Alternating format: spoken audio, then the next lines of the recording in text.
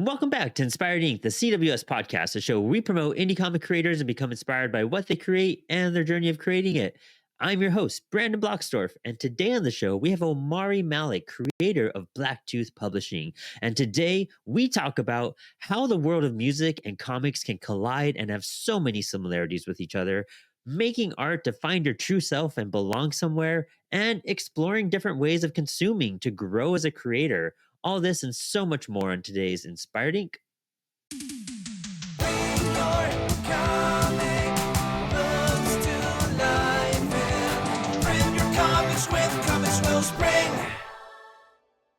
I was pretty hyped to talk to you today in general, overall. I know last time we talked and just developing a better understanding of Blacktooth and everything you guys are doing over there. And it's not only rad, but even on the music aspect, I remember you were naming bands, we were talking about Yeah. Warp Tour and all that.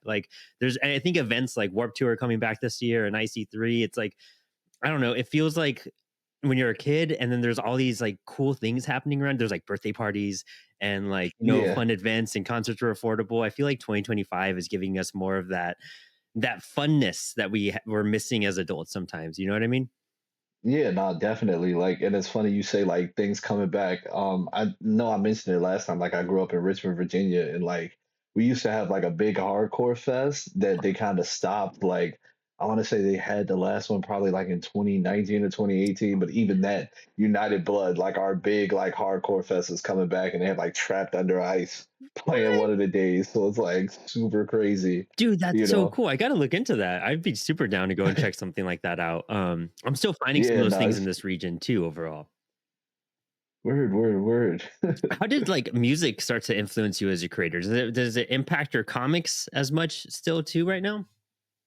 I think it definitely impacts me in the sense of music was one of the first things I ever did. And when I say I ever did, it was the first thing that it's oh, it's not my parents taking me to basketball practice. It's not, getting a basketball coach to all right, this is how you do a layup and things like that. Yeah, I took guitar lessons at my local Sam Ash, but it was really I figured it out on my own. It's I'm sure anybody that's ever been into music, whether you're into hip hop or hardcore or anything, you have your your entry points. And there was a kid that I was on the bus with, and he was one of the first emo kids I had seen. We rode the he lived around the corner from me, and we took the same school bus. And I remember when I went to my first metal show, I went to see the Devil Wears Oh, Prada, Whitechapel, yeah.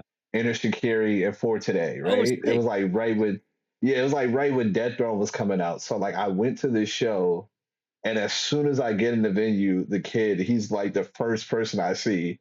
So I hang out with him and one of his friends the entire time at that Prada show.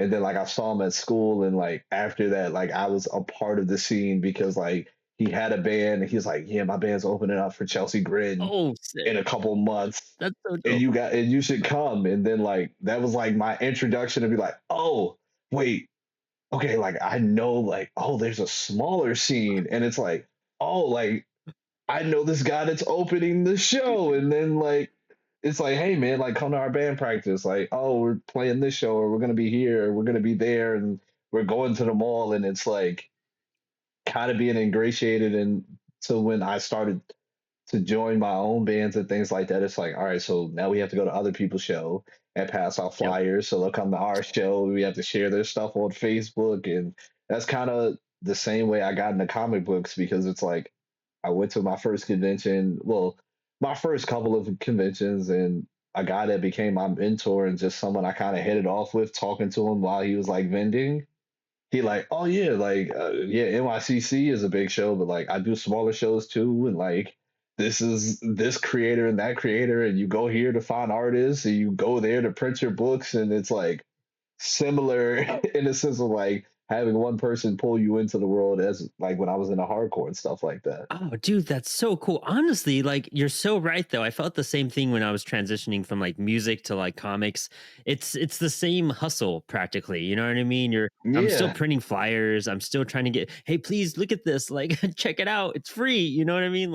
Just putting things in people's faces and, finding that community. Because once you find like the community within music. I mean, and I learned that a lot too, because even within comics, there's kind of that community you still need to find in a sense, that Yeah. resonates with your work. I mean, when I was a musician, we played in like our band was very like proggy, like kind of metal, but we had like elements of like at the drive-in, but also like between the buried and me, and technical Yeah. stuff and whatnot. And but when we played with like the hardcore kids, they didn't like that. They didn't like us and like our progginess and like our and I think it was the scene where I grew up from, because I found out as we traveled and toured, like hardcore bands were so nice and the most generous people ever. It was like our hardcore bands were kind of like snotty in a way. Yeah. And going into comics, you kind of sometimes you encounter that. You kind of find the snotty people printing comics and like tabling and not letting you in and hiding secrets. But if you just like kind of look a little bit to the left or right, you kind of find everyone who's like, oh no, dude, over here. Like we know they're kind of like rude or whatever, but come hang out with us. We're the acceptance people. Let me show you this. Let me, you should open up for this show or do this and give us opportunities. And comics and music have that weird, I guess it's an arts type of thing, you know? Yeah, for sure. No, I definitely feel like it helped me kind of get over the stage fright of like, oh, nobody, like I'm sure there's a bunch of creators that are like doing conventions or just trying, and it's like, oh, nobody wants to stop at my table. They're only here for the big guys. And it's like I had been on so many, being a musician and like going to shows, it's like, no, these people are here from Mice of Men. Like they don't care about my random metalcore band that we have 15 minutes before, but it's like, nah, but like we're still here and we're still gonna set up Yeah. in the merch area and like kind of not necessarily worrying about it, like trying to get the reps out of like, all right, this is, you know, I it's funny and I'm stumbling because it's like my first like convention run, I remembered it being like my first run of like local shows where it's like, all right, no one knows who I am. I have to like yell at everybody the same way.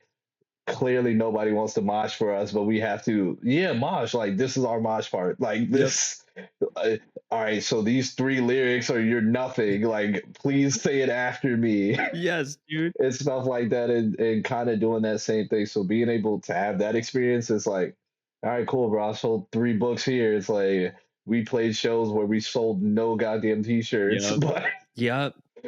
we still showed up and still, did it. And it's like I remember we would convince other promoters to play that we could play there because it's like, oh yeah, like no, we opened for like Moss to Flames and like here's a picture of us, so we were all kicking it, or like we've been hanging out with Sworn In. We did like 3 shows with them the same way, using that to get on other conventions of like, yeah, I've done New York Comic Con, I've done IC3, I've done Baltimore and stuff like that, just being able to market and, kind of push yourself and realize like when it's your time, it's going to be your time. Yeah, no, honestly, and you just got to find those opportunities too, because you never know what's going to happen. Like, I mean, when I first started playing music, like I would have never dreamed that I got to open up for bands like Born of Osiris and Protest the Hero and Yeah. stuff like that. And like I had Evan Brewer, who's a really awesome bassist. If you guys go look him up, Evan Brewer is like a top tier just bass player, and he was standing right in front of me and while we were playing our set. And I was like, I don't care about anyone in this room right now or anything. I'm blown away that my like bass god is watching me like play bass. And it's those little moments that are more rewarding than making a bunch of sales or doing all this other stuff. Like it's those personal things that kind of hit you, like personal achievements. And once I started realizing to look at it that way, it's like, okay, success is one thing, but how am I going to define success to myself? Is it that I'm touring nonstop, or selling music or comics or whatever, or is it that like I got to interact with one of my heroes and it was a great interaction, and it was like a sweet moment, or I got the opportunity to play for them and like open up and they checked us out while we were playing. Like those moments meant so much more to me overall, and those are what I always kind of No, remembered definitely. after everything. Yeah, I have one of those. Like, if there's this, so they're kind of local to where I grew up. A band called Glass Cloud, Yeah. and when I say kind of local, their singer is like from not too far away from where I grew up. So those dudes would always be like popping in the shows, and they actually were at my one of my last bands that I was in. They were at our like last show, and I remember like as soon as we get off stage because they're a bigger band, so all the promoters and everybody knows them. And if anybody's been into music, or even when you're into conventions, when you reach a certain level of like notoriety, people kind of let you Yeah. backstage, even when you're not supposed to. Yeah. So he's like in the backstage area, the singer of Glass Cloud, and he was in Sky Eats Airplane and a couple other bands. And like he saw us, he was like, "Yo, that was really good, bro. You guys are doing really well." And I'm like, "You're in Glass Cloud." Yeah. Jesus Dude, Christ, yes. like I'm like, holy crap. And I've even had that moment of like in comics, like I remember being a fan of Scott, like being a fan of Scott Snyder and like running to meet him at New York Comic Con and giving him one of my books and him giving me his email and just being like, "Hey man, I hope you enjoy it." And he emailed me back. And just at this most recent Comic Con, like I had another one of those moments where Paul Levitz, from DC, Yeah. I met him at a panel, gave him my book, and obviously had my card in it. And Paul like emailed me first saying like, "Oh, I read it. It was really cool. Like, great idea." And I'm like, "You're Paul freaking Levitz. Like, there's so many books. These are like my books, but in these other shelves, these are like graphic novels." And I'm like, "Your name is in so many of these." Dude, And you're I like think saying my stuff is cool. And it's like, it blows your ooh, mind, dude. Like, it's just those little moments, they just really carry you on, and they sorry, my hair's, like, wagged out right there. They carry you on and they push you forward because 'cause you're kinda like after a while, it's this runaround game, and it feels like nonstop, and it's a daily grind, and I think no matter how passionate you are about it, sometimes you question, like, "Does this matter? Like, does it really make an impact? Do people care?" And so any one of those, like, interactions, when somebody buys one of our books, in person or online or anything, like you kind of you remind yourself like, oh, this is worth it. Like this is impacting yeah. people and they want this. Especially for the books you guys produce. I mean, talk about some top tier stuff there. Thank you, thank you. Yeah, I mean, I guess one last music thing before we start talking about the books. I feel like it shows you really who you're doing it for, Yeah. because like if you when you get really into music and you have like local scene heroes, like Hmm. I mean, prime example, like the band I'm wearing, like this hoodie, like Avail, they're a decent sized band from Richmond, and like you'll probably hear people talk about them, but like I think Avail plays like one show a year Okay. now. But it's like they're like local heroes, and like they've never been a band that sold like a million copies. And it's like that has always been a pinnacle for me of just being able to consistently do it. And like they have like regular jobs and stuff, but it's like they can always sell out a show in Richmond. Yeah. Like I know if Down to Nothing ever comes back out, or even like a band like TUI, it's like, yeah, there are bands that become Turnstile and become super huge. And I remember seeing Turnstile in a room smaller than my living Yes, room. dude. And now they're like doing late night shows. But it's like, if TUI does a little tour, if TUI puts out a record, I know there's a small group of people that are going to run the flock and get it. And it's like, I guess that has always been enough for me. It's like, no matter what I do in comics, and it's like, if I do be on Frank Miller status and have like the biggest Batman book or the biggest indie book, like when he like with Martha Washington, goes to war and stuff like that, and have those big hits. It's like as long as I'm able to do what I want to do with it, and constantly push stuff out, like that's good enough for me. Yeah, I mean, I guess the freedom of being an artist is one of the biggest goals when finding success too. I think we've seen and heard, the triumphs and the tragedies that happen when you kind of Yeah, lose that freedom of like, oh, you have this amazing, huge, great creation that you worked on and it got mega popular, but then you like lost all the rights and you don't own anything and you're not making money off of it at the end. And it's kind of stripped down to something to where you can no longer control. And it's one thing to let people interpret your work and recreate it, but it's another thing to just have it like drag through the mud in that sense during that recreation yeah, and lose the value and point that you once had because you're so close to it. There's so many routes there that kind of get like weird and complicated. But like I think like what you're yeah. saying, defining success, like what does it mean to you? Like what keeps you going on? And what does it mean to you? What keeps you going on with making comics? So for me, it's just like I just want to get these ideas out, and it's like I feel like everybody has it, whether you're a creative or not. But like so many people have that moment where it's like, yo, it'd be really cool, but like not enough people actually Yeah. make the thing that they say would be really Yeah. cool. And that's like one thing that like from the millions of notes in my phone or like, half scribble log line. It's like the goal is to actualize all those sort of things. And, even talking more specifically about my books, like Snakebite, when I tell people like the original origin, it's like that was like a middle school idea where it's completely different from what it is now, but like the character was a villain for like a middle school character that I was creating. Like I was in middle school, drawing terribly and trying to, do my first foray into what eventually would become this, but it's like the villain from that story ended up becoming the hero in Snakebite. So it's like to take that moment of like, yeah, I made something and I actually made it. Like it wasn't something that died in a sketchbook Mhm. or just died in a session of just talking crap with my friends or just messing around. I think that's like one of the hardest things to do too. Even as a creator, sometimes I feel like I still encounter this, but like I want to do something. I know I can do something. It's on the verge. I have a great idea, but it's like, man, I gotta get up and type this. I gotta organize it. I gotta find the outline. I gotta like measure all that up, and then either me start drawing it or making sketches or finding a team to work on this or whatever. It's executing this idea that we have, and I think like you said, everyone has ideas, everybody has really great ideas, but if you take the action on making it come to life is really what's going to separate you from people, I guess. Primarily people like us and people not doing anything artistically. Yeah. And I think there's so much fulfillment. I mean, I just finished my first mini comic this weekend. Like I drew it, worked on Oh, like little script. congrats. Thank you. And drew a little script, and like when I was done, I was like, why hadn't I done this before?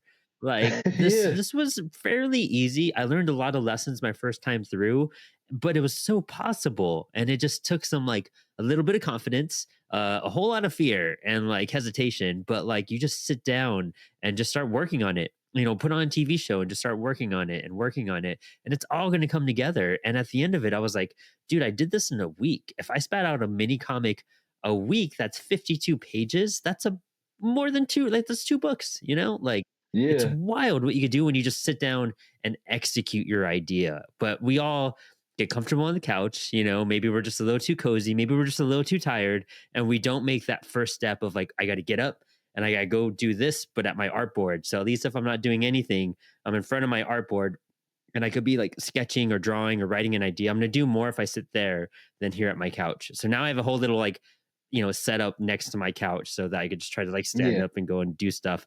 But I think that's what stops people is just like, I'm too comfortable right now and I don't want to like think and work.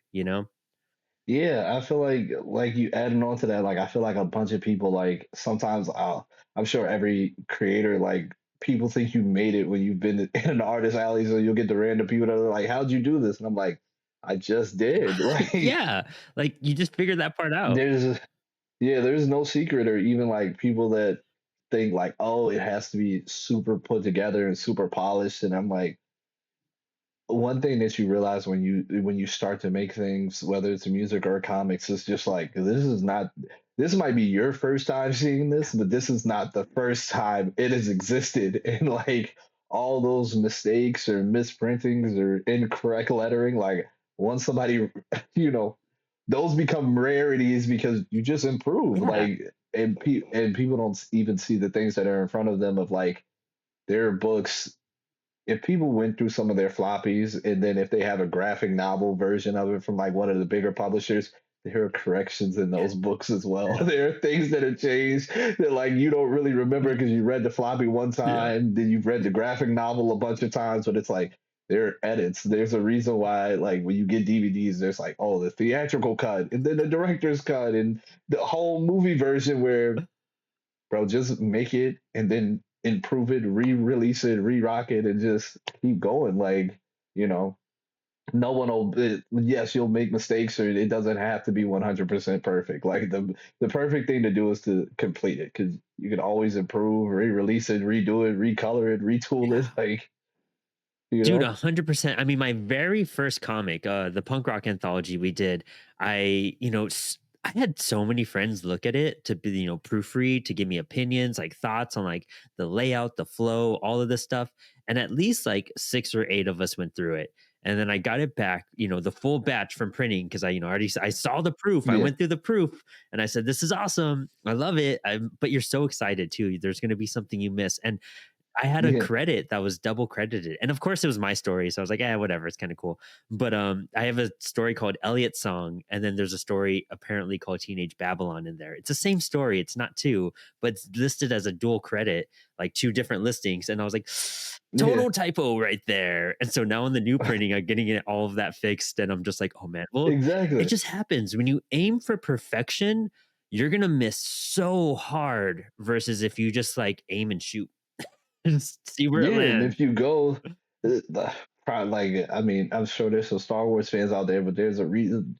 Even Lucas, like what people regarded as like the greatest movie trilogy ever, like Lucas redid them, or it's just like, yeah, I Yeah, don't really like this stuff. yeah, So it's like, but had he waited for the technology to get to where he wanted them to be, that would have what 30 years later. So mhm. we'd have been waiting on Star Wars for an extra 30 years. But it's like not to call the originals a crapshoot, but he's like, all right, bro, we're just gonna fly by the seat of our pants, get this Yeah. out here. Well, I mean, I've heard We'll those fix it stories later. too, where like I've heard that before it went through a certain number of passes, like Star Wars made no sense. Like the original Yeah. script, and there's even a comic apparently, and I've read it. I've read it a few times. It's pretty cool. I recommend anyone check. Any Star Wars fan should read this comic.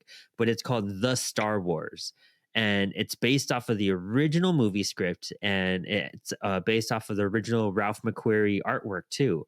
And so, Yeah. like, it is radically different from A New Hope and Empire and Jedi. Like what we got there was like, dude, like Han Solo was like a lizard creature. And then like Yeah. like I know like Anakin is a main character, Star Killer is like Luke Yeah. Skywalker and all this stuff like and we saw some of those characters pop back up in like video games and everything. Yeah. But yeah, I mean you take your original idea and you play with it. You just execute it. And you start Exactly. doing that, like you start writing it down on a piece of paper or you open up, Google Docs and you start typing up your outline and script, you're gonna all those ideas you have are like draft one. And once you put them onto pen or paper, that's draft two. And then you're going to be revising and revising until you get it down into a printed form. And even then, you're going to Yeah. be like, well, look at this error. Look at this error. The flow on this doesn't go right. Or, you got to fix some lettering, the script to the art and the lettering, how it fits, sometimes it doesn't work out as planned. So there's always refinements, but that's part of the execution. You'll never get there Yeah. if you don't just start, which is insane. Exactly. Like that's the thing. Just getting something out there and being willing to, be flexible and change it and understand of like, hey, this is just a starting point, Yeah. right? There's a reason why there's a thing called retconning because people are like, oh, yeah, that was cool at first, but no, this is way better. Yes. Or, we're gonna completely redo this origin and just like, oh god, what was it with DC? Like they rewrote everybody's origins with like Christ with the original Oh, yeah, Crisis. yeah. So it's like no one is beyond it, or even, there's so many examples. And it's like once you look at the examples outside of like, oh yeah, that's why they did Ultimates because they wanted to modernize stuff Yeah. and go back over their mistakes. It's like you too can do that because you don't have to stick to the continuity of the book, even however long they take to come out. It's like as long as you're creating and improving and having a good time, like art is subjective and there's no rules. So And you'll find your rock out and do what audience. you want. Like, no matter Yeah. what type of art you make, and I mean, and we, I facilitate a lot of the stuff with CWS, right? I see a lot of the stuff that goes through prepress, some of the books that come through, and I talk to so many creators on spotlights. Like, there is artwork and stories out there that like, do not appeal like to me personally, but they are killing it on Kickstarter. You know what I Yeah. mean? Like they have a fan base, they have all these things going on. Just as because it doesn't appeal to us personally, doesn't mean you're missing out. Or when you're making your Yeah. art and you're so scared of like who's going to like this, no one's going to appreciate it, like you just need to keep searching, keep making art. For one, don't ever stop, because you never know. Like honestly, some people's art don't get discovered until like they're 10 years into the game, and it gets discovered because it's 10 years into the game and they're still doing it. But because they didn't Exactly. stop, they eventually find their people, and then it's like boom, you found your audience and you have this entire backlog. Like people are going to dig through that backlog and check out all your stuff. Yeah, that's another thing that's like the next steps for Blacktooth are definitely like building upon the catalog. And when I say building upon the catalog, it's like it's so I'm sure other creators can relate to this. Like you put your heart, your blood, it's sweat and just everything into a book. And as soon as you sell it at a convention, somebody's like, all right, so what's next? It's like, bro, you didn't even read this one yet. But it's like it is like one of those like happy things where you're like, oh well, I mean they like it enough that they're buying it, they want to know what's next, but it's like up in the catalog and just putting out more work and just doing a lot of stuff, you know? Because being a band guy, that's the first thing I do. If I like an album, I'm like, all right, what's six other things that they have, Yeah. or just With side projects. feed me more, more, more. Yeah, dude, it's so fun discovering a band and going through that. Like, oh, I like this song. Well, let me check out the album. Oh, I like this album. Yeah, Let me see what came out before or after it. And then you start weighing through it and discovering that stuff. And you see the growth in the creators. And I think that's such a exactly that fascinating too. thing to observe too. Oh, my thing froze up. Sorry. That was really weird. I got Oh mad no, you're lag. good. But yeah, dude, that growth is like so much fun because like I love seeing like a band either evolve sounds or like a creator evolve their art style and you could see their confidence kind of build up through all of it. And that's when you're Yeah. just like, oh, I saw you peaked really, really well here. And then you kind of rode this train for a while. And then there's another evolution. Like bands like AFI, I think are really cool because of stuff like that Oh my God. Like go from punk to hardcore to like kind of this emo like period into like almost a mainstream alternative still kind of like punkish route right now and it's none of it's bad like all of it's good you just see it no. all compile and shift and form to like what they're doing and I find so fascinating. Yeah, that another like there are even so many different like comic versions of that, or just like a person that's able to do a bunch of things. Like I love Bendis, right? And it's Mhm. like a bunch of people will like laugh at like Bendis speak, but it's like Bendis has been at the forefront of like one creative change and then like being able to adapt and still do things, or even like a person like Grant Morrison. Like 90s Grant Morrison is Yeah, different from 2000s Grant Morrison. yeah. Or even like Frank Quietly's art. It's like, bro, like what Frank Quietly has done and been able to be like, holy crap, or even I mean, it's the image guys are the prime examples of like early Jim Lee to modern Jim Lee to just his different eras and how things have always looked like Jim Lee, but it's like go from crazy to calm to just what you expect comic book art to look like, you know? And I think so much of that is like you get to discover so much more, as you grow. You kind of start with your influences. And like for me, it was very much, Grant Morrison, Alan Moore, Neil Gaiman, like Invisibles and Sandman were like my two books that Yeah. really rocketed me into like, oh, I want to write. I saw the magic in comics at that point and what you can do. And like, do you feel like that kind of helps you as like a publisher and as a creator? Like I'm even looking at the books like that you have in the background over here. And what I love is that it shows one, you're well versed. You're not just reading comic books. And I love seeing that in other writers and creators because I think sometimes we get stuck on comics so much we forget to read like, novels and literature and everything, which actually Yeah. that informs us kind of so much more than just comics. It's kind of like I was talking to I think it was somebody in Born of Osiris, and I was asking what they were listening to, like on the road. And they were like, I don't listen to metal ever, dude. Like, I listen to metal every night when I'm on the road because I see these opening bands, we're playing it every night. So I listen to like classical, I listen to jazz, I listen to this and that. And I was like, that's such a smart approach. Like, you're consuming everything except for your craft. You still consume your craft, of course, because it's what we Yeah. love. But like consuming everything else really does help you advance and change your craft and make it like really exciting and you start doing things that other people aren't. Do you feel like reading novels and like branching out more has helped you grow your comic book craft?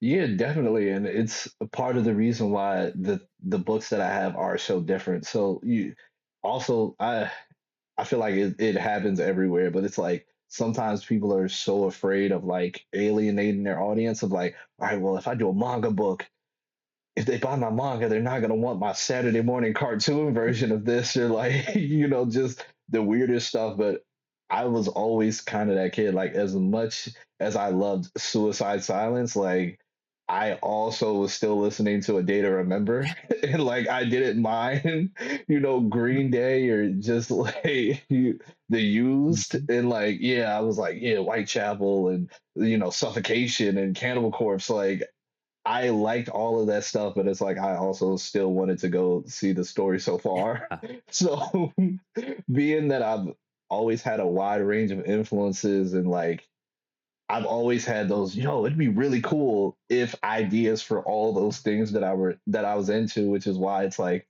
I never wanted to be afraid to do something different. Like a Dasher to me is like for all intents and purposes, it's a Saturday morning cartoon or like a teen sitcom, like something that could have been on the end or Disney Channel or ABC Family. But then you have Dogpile to me, which is like, that's Crunchyroll, that's Yep. Toonami, that's a manga, and then you have Snakebite, which is not I don't want to say like a CW show, maybe maybe if HBO had done like a teen drama Yeah. or something more serious than like an OC or like Lincoln Heights or something like that. But being that I like different things, I've always wanted to try my hand at different things or just pull in.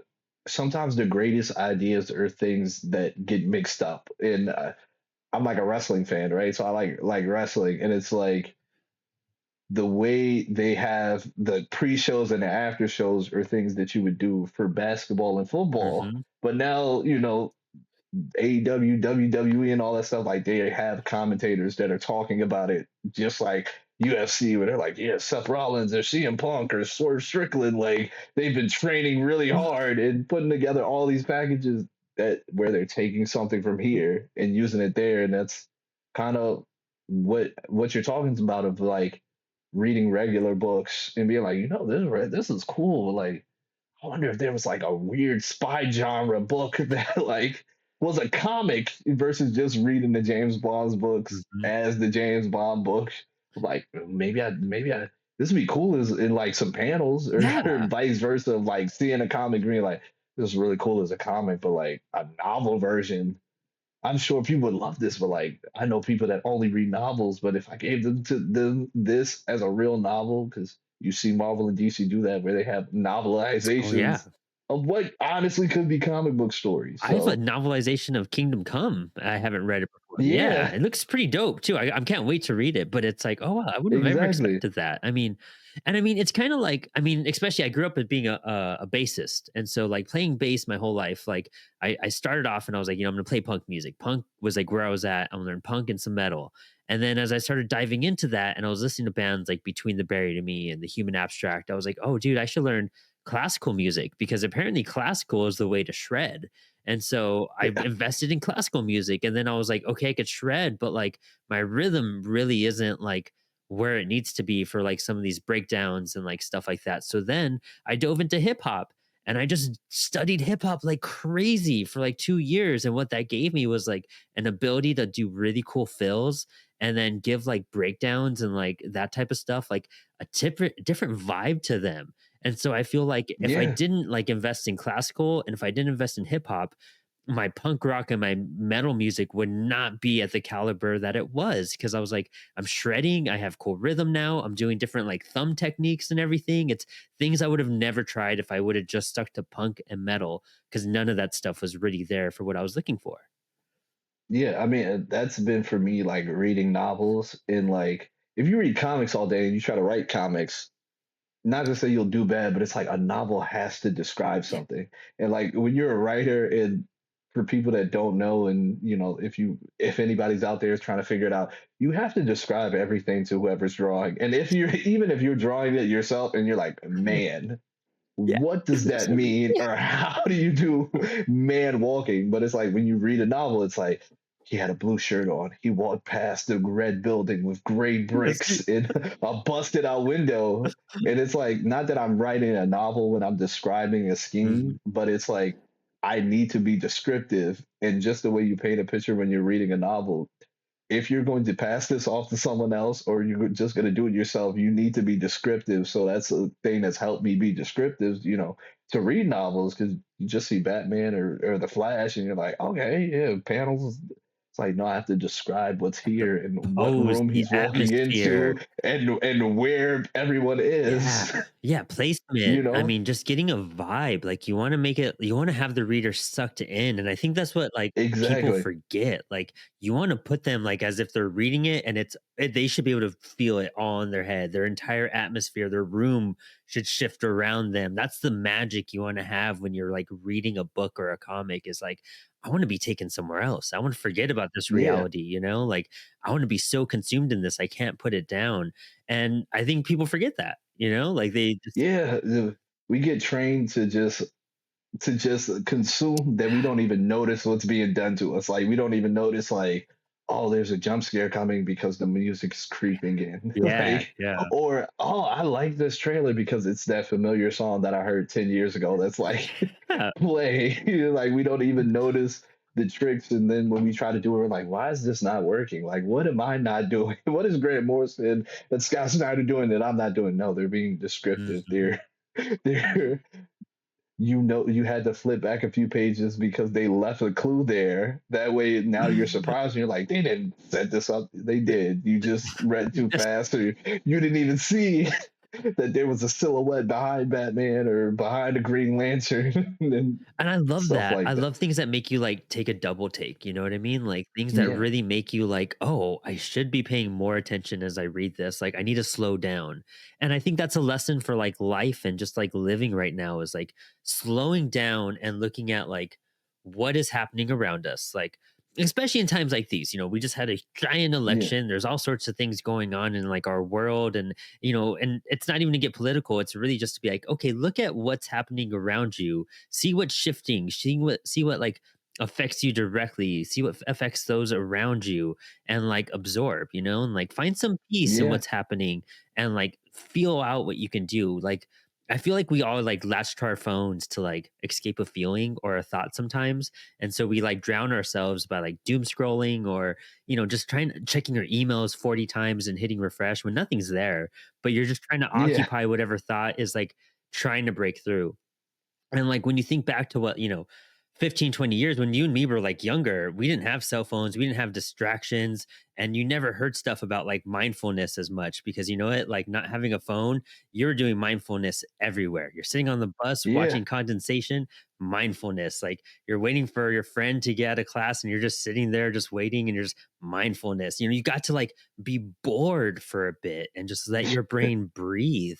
And now we just but like just like stop and we're like, oh, I need to oh, news, learn, swipe, like laugh. And you're just like, no, just put it down and just breathe. Like just enjoy it. yeah, just like sit in it. Like there were so many bands that like I ended up enjoying just having to sit in the fact of like they're opening for this band I want to see. Yeah.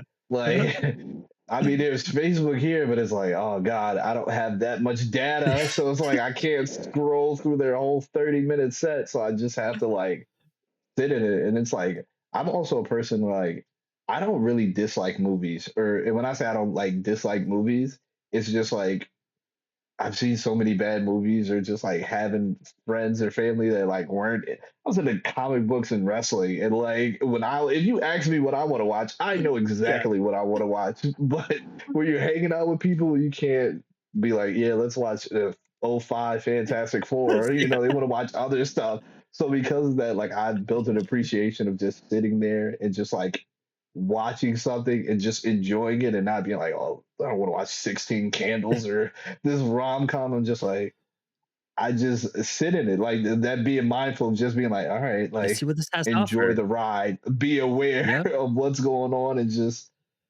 cool, cool, cool. Like, not having a rage and I hate everything. Let me tell somebody. It's like, all right, like let's just sit in this and just ride the wave. I think that's what's been like, especially super interesting in like my relationship right now. My girlfriend watches stuff I would have never like put on before. You know what I mean? And like Yeah, Stuff that I would always trash reality TV, like, no matter what kind it was. I was just like, "This is just a mind dump of just crap. Like, there's no way I'm gonna Yeah. give any of this a chance." And then, like, I watched Love Is Blind with her, and, like, at the end of it, I was like, "This was actually really interesting and kinda wild," and, like, a weird, like, look at how people act and react to things, Yeah. you know what I mean? And I was like, "I would have never thought or seen stuff like this," and, like, even now, like, we're, like, binging RuPaul's Drag Race and everything, and, like, Yeah. I'm just like, "You know what? This is" when I used to diss wrestling, and then somebody pointed out, like, you realize, like, it's a bunch of people, like, dressing up and, like, fighting each other and wearing, like, different outfits and taking on personas. They're like, "Doesn't that sound like something to you?" And I was like, "Oh, man, it is just, like, a different version of superheroes." And then, like, I Yeah. looked at Drag Race and I was like, "Dude, this is, like, musicians and superheroes combined, mashed into one, but with, like, high fashion." I was like, "This is insane." Like, I Yeah. would have never, like, kinda taken these concepts and broken them down and found relatability to them or enjoyment if I didn't just like give it a chance and like, all right, well, we're gonna do this. Like, let's check it out before I say I don't like it or I'm not into this or it's lame or whatever. But really, it's like all the coolest things that are out there and the most like self-expressive Exactly. too. Yeah, no, it's so many things. I feel like if people just gave them a chance, and we all have our own biases. Like I'll be the first to admit that I am not a big Dungeons and Dragons or like anything with like medieval type of guy, but I have watched How to Train Your Dragon, and I did really like it. Yeah. Like like I know like if I were walking down the street in New York City and somebody's screaming at me with knight's armor on, I'm like, I'm gonna avoid this guy. Like that is the easiest way to make me avoid you. If you have like knight's armor, it's like some medieval thing because that's just not what I naturally gravitate to. Hmm. But if I was ever at a convention and like I have bought those type of books, one because the guys are that are selling them are like nicer dudes and stuff like that, and just like taking a moment to be like, all right, I'll hear out your pitch.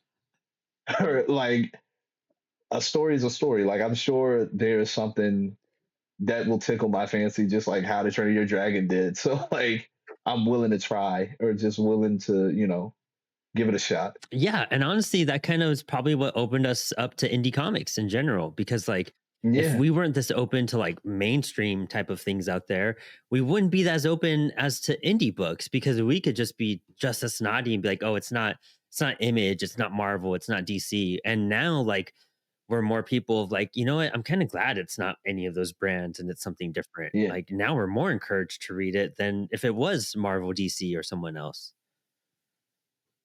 Yeah, not definitely, man. Like it's one of those things where I also feel like people don't realize that like for me, complaining about something has always sparked my creativity.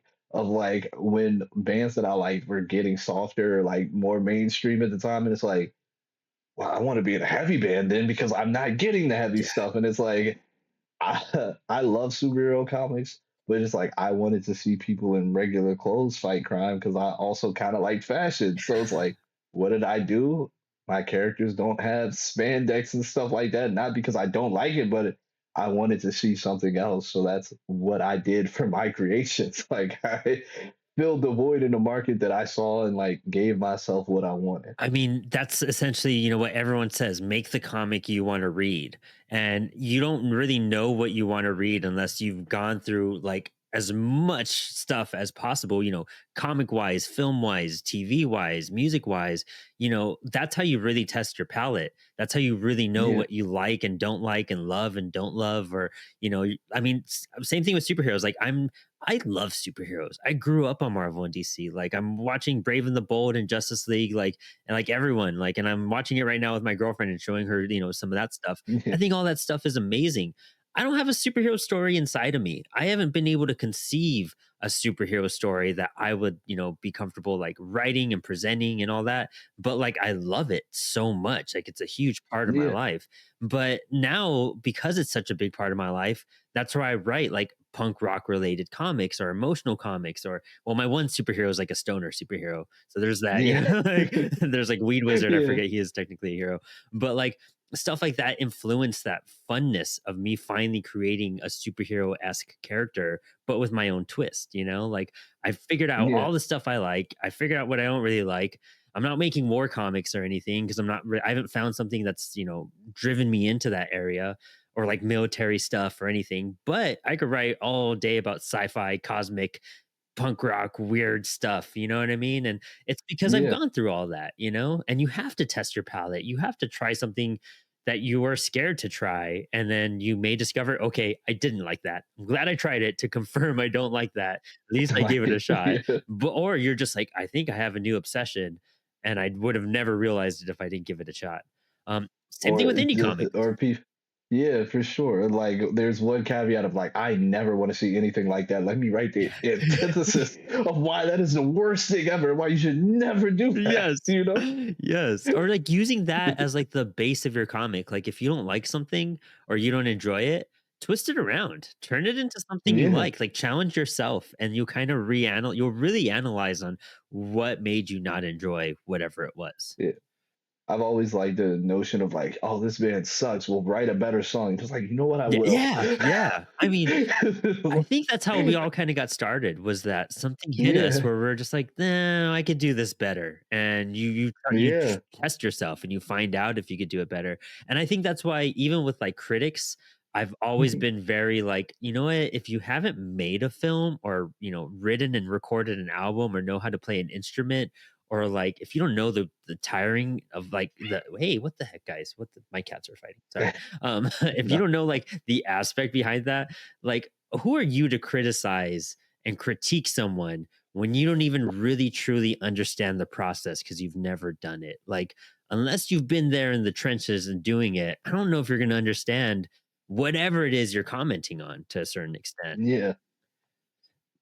Or it's like you would extend a certain level of grace. Well, this cost thousands of dollars to get here. And it's like we wouldn't be so quick to be like, well, oh God, this was all hand drawn. And it's Yeah. like, there's a bottle of lotion on this table on page 74 that I just glanced over and didn't care about it. But it's like that had to be drawn. Yeah, dude. I mean, the time and effort that it takes to like, I mean, I'm learning that so much because I've been almost at a year of drawing now, like consistently Yeah. and trying to take it a bit more seriously.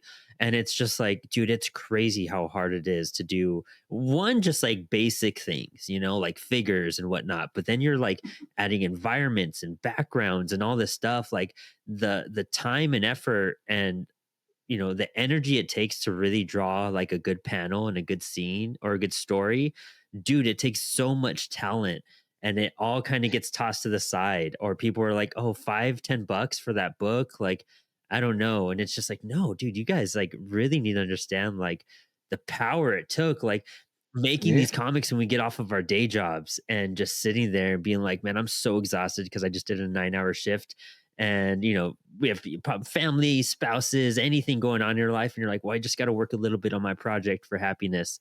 And you do that and we all pull through with it. It's why we're here, Yeah. you know what I mean? But it takes a lot of effort and not everyone really understands that. Yeah, it's my gosh, that No, it's aspect of all it all. good. um Yeah. but I think if making indie comics more popular and them being around at this point and doing what they're doing, our impact is growing so deep that soon I think indie comics are going to take over so much more than mainstream because I really feel like in a sense people are frying out on the DC Marvel stuff. It seems harder for them to create like to carve out new audiences out of what they're delivering right now.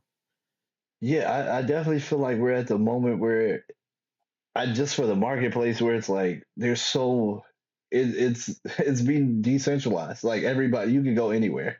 And when I say you can go anywhere, I definitely feel like it's almost like that boom of like where everybody was scrambling because it's like, wait, there's a Warp Tour. Where did all these bands come from? What's a used what or just there? Every music scene has it where like out of nowhere everybody is getting signed and everybody's exploding and everything's coming out of nowhere. I definitely feel like that is happening for indie comics because it's like not to say anybody was gatekeeping or hiding these things from people, but it's just to the point where it's like people are also the demand is meeting the supply. The supply Mhm. has been there, but now demand is finally coming where Batman is going to be Batman. DC like everybody's gonna be fine. I hope everybody keeps their jobs there, and I hope they keep pumping out a bunch of awesome, dope stuff there. But I just feel like, in addition to not everybody will meet a certain level of popularity of where it's like, yeah, there's the UFC, but there's also all these other different fight promotions, and Hmm. everybody's having fun. Everybody's having fun. You'll see a guy. I mean, it's happening in wrestling now to where you can see a guy go from AEW to WWE to doing a random like indie promotion, but it's like all building the business and where it's like, no, like, yeah, I like John Cena, but I also like Zilla Fatu and this random guy that I've seen that works at my hardware store that like does the random matches. Like, I feel like it's coming to that point of where, everybody's just having fun. If you like this, you can find it anywhere, and you know, I think that's part of like the business of doing things now too, is all of us are realizing like the grind and the hustle of doing it. And so like no show is too small and no show is too big for us, like we can yeah, kind of land wherever and make an impact. I think, I've seen you as Heroes, and Heroes, excuse you me, were super yeah, busy. Like every time I walked by, I saw you talking to someone. And it was one of those things, I was running around the whole time. And so trying to find just time to do anything, and I kept on trying to get back to you, but every time like I saw you like interacting with someone, I was like, oh, I'm gonna wait for that to happen. And then something would pop up. And then like knowing like all the other cons you do, I mean, IC3 in all relativity is a small con. Like it's nothing humongous yet. We're making it big and we're making it yeah, blow up because of the creators and the hope and the love behind it. But like as a con itself, it's on year two. It's very young. But because like we have all of these people from different spectrums of comics, it's now become like the con that everyone talks about, or everyone talks about like trying to get in it or trying to like, oh, I heard about it too late, I'm definitely going to jump on it next year, and there's so much excitement for it. But that's because of like our small community, because we didn't take it as a small con and to dismiss and promote it little. We took it as like, look at what the small thing is presenting, and we made it big. So kind of like what we do with our yeah, books. yeah, definitely. And it's one of those moments where it's like, I love that I remember when moment of like when you saw something early, or you just have that moment of like, like there's so many different things of like I said, prime example, like I remember seeing Turnstile at a house show. Yeah. So seeing them in a house show, and it's like, yeah, I was that close to him. So I just like, saw him open up for whether Blink you 182 last year. You know what I mean? yeah, like exactly. So it's like for the bigger creators where it's like, oh God, they're doing a small show. Like I want to say like a year or two ago, the Deftones did like a super small show in like Williamsburg, Brooklyn. That like they dropped the tickets the day of, and it's like if people got to see the Deftones in a super small That's venue. cool. The way if like the bigger creators coming to a smaller con, or even a smaller creators going to a bigger con, it's like it's fun because you can have that moment of like, oh, I was 20 feet away from them, Yeah. versus I had only had to wait in the line for 5 minutes, versus you go to New York Comic Con or like Anime Expo, and it's like you had to wait for two Yep. hours. But and it's still fun, and it's one of those things where you can talk about that spectrum of things, because I love the big cons, and I love the smaller cons where you can run through them and buy everything, Mhm. and it's not $1 million, but then it's also cool to go to the big ones where you can spend your $1 million and have your meet your friends in a line where you were waiting for 2 hours and stuff like that. Dude, yeah. I mean, and some of it's so brutal, but we do it with so much love and with passion. Like, it's crazy, like, what happens and what drives us to like stand in those lines and to like be able to meet those people. It shows like how much they impacted us and got us to the point we are. Like, we stand in those lines for those people because like we wouldn't be making comics if it wasn't for them. And it's Yeah, so awesome when you meet those creators and they understand that and they're grateful. Like, I mean, I've met a lot of my heroes, and it's really really cool that like I've met so many of them because it's encouraged me to continue in a big way. Like when I met Grant Morrison, I was like overly excited. You know what I mean? I was nervous and everything, but he's just the chillest, nicest, most supportive ugh, dude. You're like, dude, thank you for just being a great human. Now I want to make art yeah, and encourage people to do that because of what you're doing to me right now. Like Donnie Cates was like that. Scott Snyder was like that. Like all of these yeah. really cool people that they could have an ego very easily like rock stars, but they don't. And you kind it kind of humbles you a bit more too. No, for sure. Like I have a super funny story. First time I ever met Frank Miller, and like I'll never forgive my ex girlfriend for this because she jinxed us. It's November. He's doing a signing in November, right? It had not snowed yet in New York City. But I'm telling my girlfriend, I'm like, at my girlfriend at the time, I'm like, we have to get there. This is Frank Miller. Like, you remember that Sin City movie I made you watch? He wrote that like 300, like Batman. Like, this is Frank Miller. I'm like, we have to get there. We're gonna treat this like a job. We're gonna get there at 8 o'clock. The sign is at 6. She's like, "Oh, you want me to do that? I bet you it'll snow and rain on us." And I'm like, "Whatever." We get there. It's November, so it's not the warmest, but we have our coats Yeah. on. And there was a freak snow flare to where it snowed on us where for like 2 or 3 hours while we're out there. Luckily, we had like umbrellas, and we're still not the first people in line, even though we got there at 8 Yeah. a.m. Waited for 8 hours to meet Frank Miller.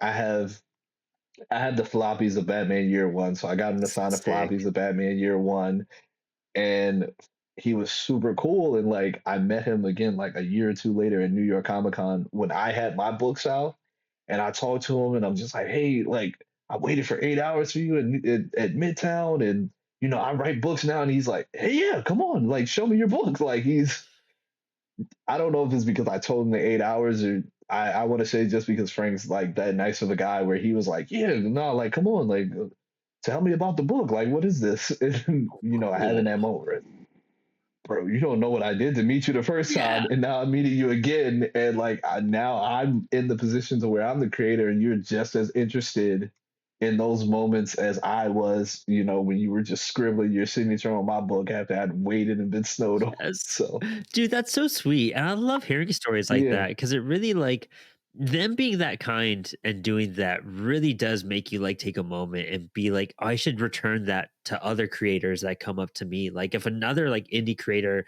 ever hands me their book, I'm always so grateful because like what Yeah. we were just saying, we know the time and effort that went into making that, just like Frank knows the time and effort and energy it goes into making a comic. Like he knows it's not easy. He knows it's, a tough game, a tough industry at that. And to like still not be discouraged by any of that and to be like, I'm gonna make Yeah. comics. Like I'm trying to get to your level. I want to be where you're at to a certain extent. I mean, I'm sure it means it should mean a lot to these creators, you know what Yeah, I it means the mean? world. Yeah. Like and so where do you want to take Blacktooth? What is your goal? Like what do you have planned for 2025 that you want to like really change this year? So for 2025, I'm gonna be putting out two novels. Like that's the immediate goal, like putting out two novels that Sick. I have some really cool ideas. And it's been one of those things where it's like I'm experimenting with myself. And it's like they're ideas that I think would have looked just as good in panels, but it's like I want to do a novel, man. Yeah. I want to do something a little bit different and force myself to be a better, not to say novel writers are better than comic book writers, but it's like, all right, let me see. I know how to describe a picture for a panel. Let me see if I can describe a Oh picture. yeah. That way people can picture what I'm talking about as they're reading and like kind of get out my comfort zone.